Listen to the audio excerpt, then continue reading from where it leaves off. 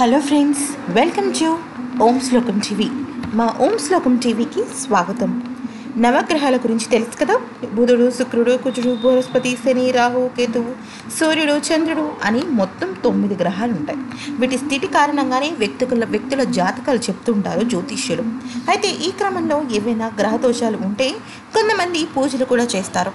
అయితే ఈ నవగ్రహాలు అనేవి ప్రధానంగా శివాలయంలోనే మనకి ఎక్కువగా కనిపిస్తాయి.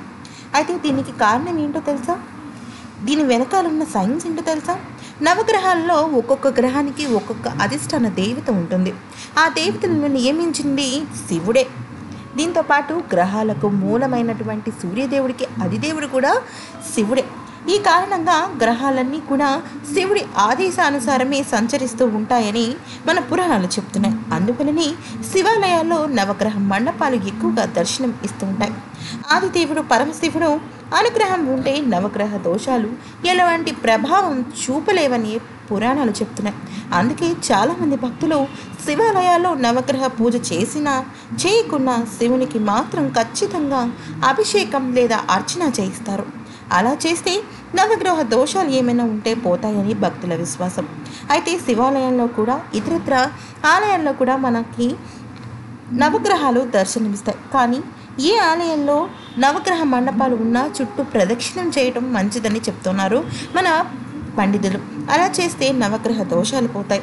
అయితే ఇక్కడ మరొక విషయం ఏంటి అంటే, శివాలయానికి వెళ్ళిన తర్వాత నవగ్రహాలను ముందుగా దర్శించాలా లేకపోతే పరమశివుడిని ముందుగా దర్శించాలా అన్న సందేహం చాలామందిలో ఉంటుంది.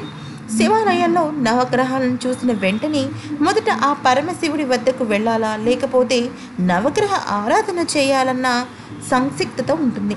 అయితే పరమేశ్వరుడు ఆదిదేవుడు, పాలకుడు, కర్తవ్యాన్ని బోధించే శివుడు. ముఖ్యంగా శివుని దర్శించుకోవాలి లేదా నవగ్రహాలను దర్శించుకోవాలి అనే సందేహంతో మొదటిగా ఒక చిన్న మాట చెప్తాను. శనీశ్వరుణ్ణి లేకపోతే మిగిలిన వాళ్ళని దర్శించుకుని ఆ తర్వాత శివుణ్ణి దర్శించుకుంటే మంచి ఫలితాలు ఉంటాయని చెప్పుకోవచ్చు. అలాగే కొంతమంది శివుణ్ణి ముందుగా ప్రార్థించి ఆ తర్వాత నవగ్రహాలకి వెళ్తూ ఉంటారు. అయితే ఈ రెండిట్లో ఉత్తమోత్తమం ఏంటి అంటే, ముందుగా నవగ్రహాలని దర్శించుకుని తర్వాత శివుని దగ్గరికి వెళ్ళడం మంచిదని కొన్ని పురాణాలు చెప్తున్నాయి. అయితే ఇప్పటి వరకు చాలామంది కొంత అటు ఇటుగా ముందుగా శివుణ్ణి దర్శించుకుని ఆ తర్వాత నవగ్రహాలని దర్శించుకుంటూ ఉంటారు.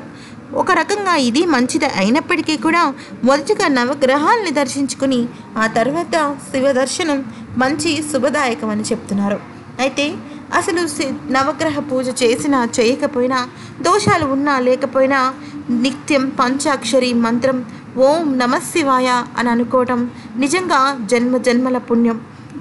మన నోరుకి మన జన్మకి చేసిన కోటి జన్మల ఫలితం వస్తుంది. అలాగే శివుని ఆరాధన చేస్తే ఎటువంటి జాతక మరియు గ్రహ దోషాలన్నా సరే వెంటనే తొలగిపోతాయి.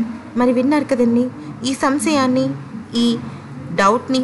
ఇలాంటి ఎన్నో విశేషాల కోసం దయచేసి మా ఛానల్ని సబ్స్క్రైబ్ చేయండి. మా ఈ వీడియో విన్నందుకు ధన్యవాదాలు.